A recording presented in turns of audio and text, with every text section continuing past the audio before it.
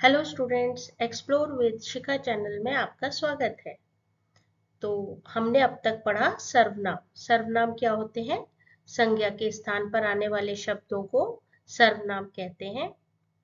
तो संज्ञा आप जानते ही हैं। अगर आप नहीं जानते हैं, संज्ञा और सर्वनाम के पार्ट 1 पार्ट 2 मैंने डिस्क्रिप्शन बॉक्स में डाले हैं, उनसे आप देख सकते हैं। तो सर्वनाम शब्द कौन कौन से होते हैं? जो व्यक्ति, वस्तु अथवा स्थान के नाम को तो संज्ञा कहते हैं, और उनकी जगह पर जो लगते हैं उनको हम सर्वनाम कहते हैं। तो जैसे कि मैं, हम, तू, तुम, आप, यह, वह, कोई, कुछ, कौन, क्या, जो, सो, यह सब सर्वनाम शब्द होते हैं। आज हम पढ़ेंगे सर्वनाम के भेद। सर्वनाम के 6 भेद होते हैं। पुरुषवाचक सर्वनाम, निश्चयवाचक सर्वनाम, अनिश्चयवाचक सर्वनाम, संबंधवाचक सर्वनाम, प्रश्नवाचक सर्वनाम, निजवाचक सर्वनाम। अब इनको हम डिटेल में समझेंगे और इनको ध्यान से पढ़ेंगे तो आप समझेंगे कि इनके नाम से ही हम समझ सकते हैं कि ये क्या कहना चाहते हैं।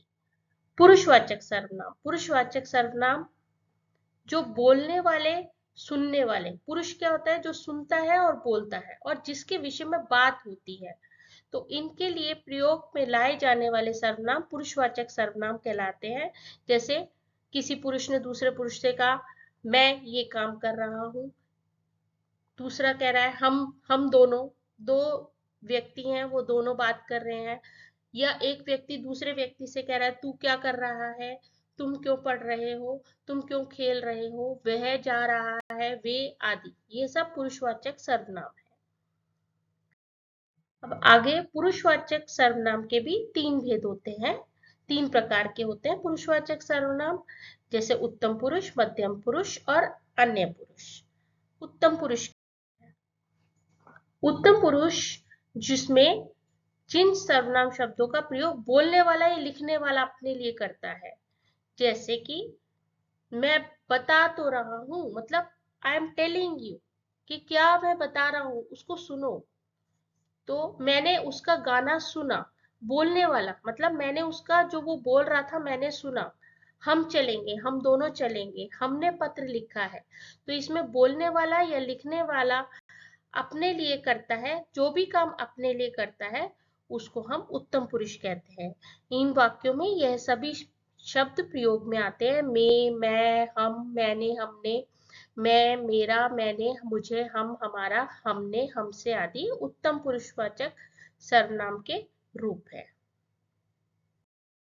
दूसरा है मध्यम वाचक, मध्यम पुरुष। जिन सर्वनाम शब्दों का प्रयोग सुनने वाले के लिए किया जाता है, मतलब जो सुनता है सिर्फ, उसको मध्यम पुरुषवाचक सर्वनाम कहते हैं। जैसे तू कल किस समय आएगा, मतलब जो सुन रहा है उसको हम मध्यम पुरुष कहेंगे। जैसे हमने तुमसे पूछा, तुम कल किस समय आओगे, तुमने ठीक ही सुना। मतलब जो भी तुम दूसरे को कह रहे हो और जो सुन रहा है उसे मध्यम पुरुष कहते हैं। जैसे वो बीच में आ गया, तुमने कुछ बोला और सामने वाले ने सुना, तो उसे हम मध्यम पुरुष कहते हैं।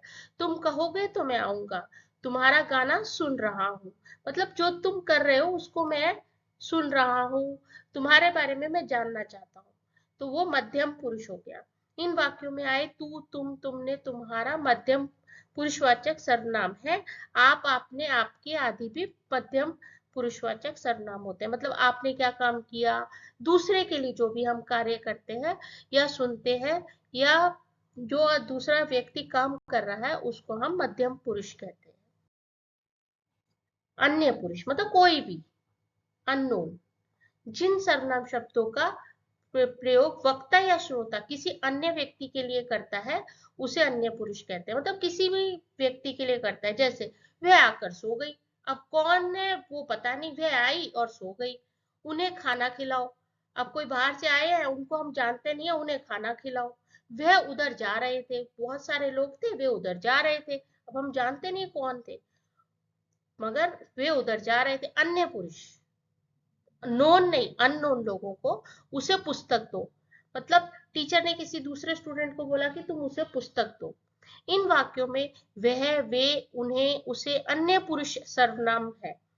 उन्होंने, उनको, इनके, इनके लिए आदि, दूसरे किसी पुरुष के लिए जो भी कार्य कर रहे हैं, अन्य पुरुष के लिए, मतलब जो दूसरा व्यक्ति उसके लिए जो भी करते हैं वो अन्य पुरुषवाचक सर्वनाम होते हैं।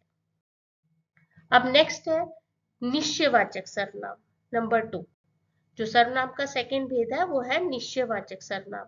जो सर्वनाम शब्द किसी निश्चित वस्तु, व्यक्ति या घटना आदि की ओर संकेत करें, मतलब ये होगा ही होगा, उसे निश्चयवाचक सर्वनाम कहते हैं।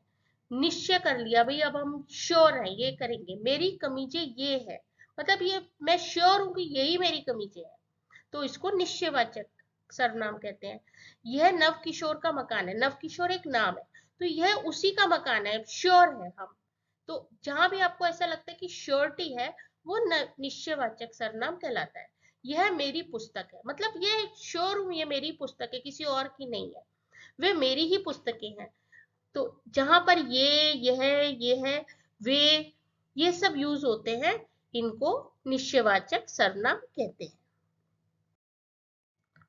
अब है अनिश्चयवाचक सर्वनाम। जिन सर्वनाम शब्दों से किसी निश्चित व्यक्ति, वस्तु या घटना का पता ही नहीं चलता, मतलब श्योर नहीं है, अनिश्चय। निश्चय का अपोजिट होता है, विलोम शब्द होता है अनिश्चय, उसका अपोजिट हुआ अनिश्चय सर्वनाम, वही उसको बोलते हैं अनिश्चय सर्वनाम कहते हैं। जैसे किसी ने कूड़ा फेंका है, पता ही नहीं किसने कूड़ा फेंका है, अनिश्चय है, मतलब निश्चय नहीं है, श्योर नहीं है कि पता नहीं किसने फेंका है, डोंट नो। कोई उस और गया है, मतलब कोई गया है, हमें नहीं पता कि कौन गया है, श्योर नहीं है कि पता नहीं कौन गया है, तो उसमें अनिश्चय हो गया। ये निश्चय का अपोजिट होता है, विलोम शब्द होता है, इसलिए इसको अनिश्चय सर्वनाम कहते हैं। निश्चयवाचक सर्वनाम में श्योर होते हैं हम कि ये काम हुआ है, ये मेरी ही पुस्तक है, लेकिन इसमें अनिश्चय, हमें नहीं पता, दूध में कुछ गिर गया है, क्या गिरा है हमें नहीं पता, बस कुछ गिर गया है। तो जहां वाक्यों में किसी, कोई और कुछ आ जाता है, वो अनिश्चयवाचक सर्वनाम कहलाते हैं, उनको हम अनिश्चयवाचक सर्वनाम कहते हैं। नेक्स्ट है संबंधवाचक सर्वनाम। संबंध क्या होता है? रिलेशन। जैसे जिन सर्वनाम शब्दों से वाक्य में आए किसी दूसरे सर्वनाम से उनके संबंध पता चलता है, उन्हें संबंधवाचक सर्वनाम कहते हैं। मतलब जैसे जो मेहनत करता है वह सफल होता है, मतलब जो मेहनत करेगा वही सफल होगा, जब मेहनत ही नहीं करोगे तो सफल नहीं होगा, तो संबंध हो गया दो वर्ड्स में, जो और वह। या जो जैसा करेगा सो वैसा भरेगा, या वैसा पाएगा वैसा फल पाएगा। तो जो और सो, ये दोनों वर्ड्स आपस में संबंध रखते हैं, आपस में रिलेटेड है। अब एक सेंटेंस ये कंप्लीट नहीं है, जो जैसा करेगा ये इनकम्प्लीट है, पूरा होने के लिए सो वैसा फल पाएगा। तो पूरा सेंटेंस तब बनता है जब जो जैसा करेगा सो वैसा फल पाएगा, तो पूरा सेंटेंस तब बनता है जब ये दोनों वर्ड्स कंबाइन होते हैं। तो इन वाक्यों को संबंधवाचक सर्वनाम कहते हैं। ये उदाहरण है कुछ, इन वाक्यों में आए जो, वह, सो, जो, सो, ये सब शब्द जो होते हैं ये संबंधवाचक सर्वनाम के उदाहरण है। तो आपस में रिलेशन, संबंध मतलब होता है रिलेशन, इन दोनों का आपस में रिलेशन होता है, तभी पूरा सेंटेंस कंप्लीट होता है, नहीं तो ये सेंटेंस इनकम्प्लीट होता है। नेक्स्ट है प्रश्नवाचक सर्वनाम। अब इसका क्वेश्चन, प्रश्न मतलब होता है क्वेश्चन, जिस भी सेंटेंस में क्वेश्चन मार्क आता है वह प्रश्नवाचक सर्वनाम कहलाते हैं। जिन सर्वनाम शब्दों में से किसी प्राणी, व्यक्ति, वस्तु और कार्य आदि के विषय में प्रश्न किया जाता है, मतलब क्वेश्चन किया जाता है। प्रश्न, क्वेश्चन, ये वर्ड से ही पता चलता है, प्रश्नवाचक सर्वनाम कहते हैं। जैसे तुम्हारा नाम क्या है, इतना अच्छा खाना किसने बनाया, शोर कौन मचा रहा था, इस ताले की चाबी किसके पास है। जहां भी क्वेश्चन मार्क आपको दिखेगा जिस सेंटेंस में, वो प्रश्नवाचक सर्वनाम होते हैं। इन वाक्यों में आए क्या, कौन, किसने और किसके शब्द जो है प्रश्नवाचक सर्वनाम है। और द लास्ट है निजवाचक सर्वनाम।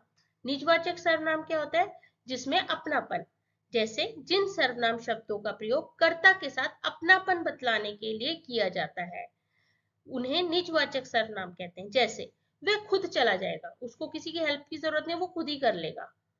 मैंने उत्तर स्वयं निकाला, मतलब मैंने अपने आप ही कर लिया, उसको किसी की हेल्प की जरूरत नहीं है। उसने खाना आपका बनाया, अपने आप बना लिया, उसको किसी की हेल्प की जरूरत नहीं। जहाँ पता लगता है कि वो अपने आप ही वो काम कर सकता है, वे अपने आप लौट आएंगे, तो उससे उनके वो निजवाचक सर्वनाम होते हैं। इन वाक्यों में स्वयं, आप, खुद, अपने आप, जो भी आपने अपने आप डेली आप कुछ काम कर सकते हैं, स्वयं कर सकते हैं, किसी की हेल्प की जरूरत नहीं है, उसको हम निजवाचक सर्वनाम कहते हैं। आशा है आपको सर्वनाम के भेद अच्छे से समझ में आए हैं। आगे और बहुत सी जानकारी जानने के लिए चैनल को लाइक करना, दोस्तों में शेयर करना और सब्सक्राइब करना ना भूलें। और कोई भी परेशानी है, प्रॉब्लम है, आप कमेंट बॉक्स में डालकर पूछ सकते हैं। धन्यवाद। बाकी सभी लिंक मैंने डिस्क्रिप्शन बॉक्स में डाल दिए हैं डिटेल के लिए।